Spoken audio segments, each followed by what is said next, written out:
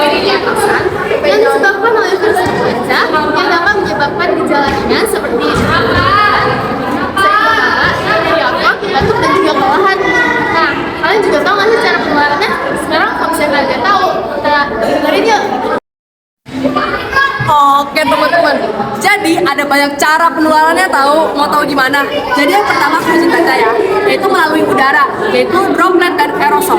Jadi bagi orang-orang yang lagi sedang sakit batuk, pilek, flu, nah itu tuh bisa nyebarnya lewat alur mereka. Alur mereka itu nanti terhubung atau tergolong ke dalam angin atau udara guys. Lanjut, ada juga melalui kontak tidak langsung. Jadi virus itu juga bisa menempel dalam permukaan benda seperti ini, kursi, dinding, meja. Nah itu ngaruh itu guys. Lanjut. Terus harus diingat ya, penularan itu bisa terjadi sejak sekitar sehari sebelum gejalanya muncul ya guys ya. Cuma kita mungkin belum sadar aja. Terus yang terakhir tuh biasanya anak-anak yang kecil dan juga orang-orang yang memiliki sistem tubuh yang tidak kebal ataupun lemah biasanya lebih gampang terjerat penyakit ini guys lewat penularan itu.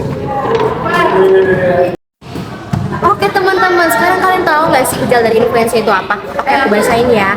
Jadi gejala dari influenza itu ada demam atau menggigil dan juga batuk, terus juga ada sakit tenggorokan, terus juga ada hidung melet atau tersumbat nih teman-teman. Terus juga kita bakal kena nyeri otot, terus juga sakit kepala dan juga kelelahan yang berarti teman-teman. Itu salah satu gejala dari influenza.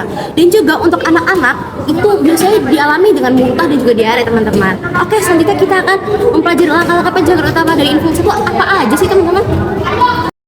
Nah, jadi langkah penjagaan influenza itu yang pertama ada vaksinasi influenza.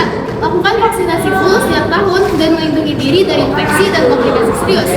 Lalu, yang kedua, jaga kebersihan tangan. Sering cuci tangan dengan sabun dan air mengalir. Jika tidak tersedia, gunakan hand sanitizer yang berbasis alkohol.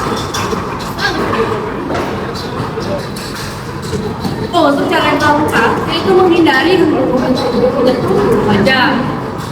Jadi kita tuh nggak boleh nyentuh mata, mulut, hidung buat ngecegahin masuknya virus.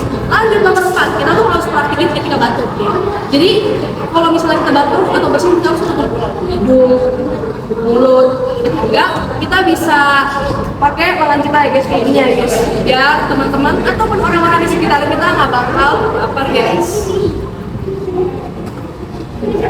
Oke, terus yang kelima ada apa sih teman-teman? Yang kita tuh jaga jarak dengan orang sakit, hindari kontak langsung dengan orang yang sakit teman-teman. Kita harus menghindari karena ini bisa menular sakit bagaimana teman-teman.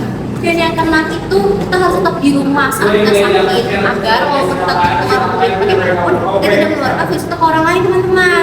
Dan yang ketujuh itu yang paling utama nih untuk kesehatan kita semuanya itu kita akan daya tahan tubuh dengan mengkonsumsi makanan bergizi nih, dan juga kita harus tidur tuh minimal dalam satu hari itu tidur berapa kali? Jangan sampai saya sih 8 yang 8 sampai 9 juga sih guys. Nah itu tuh sangat ngaruh dengan pola tidur kita loh guys. Dan juga yang terakhir itu harus perhatikan kualitas udara guys. Jadi kita tidak boleh sering-sering buka jendela saat apalagi tuh lagi polusi lagi ini sih kayak banyak polusi. Nah kita di Jakarta kan polusinya tuh lagi banyak-banyaknya tuh guys. Jadi kita harus hati-hati guys. Oke.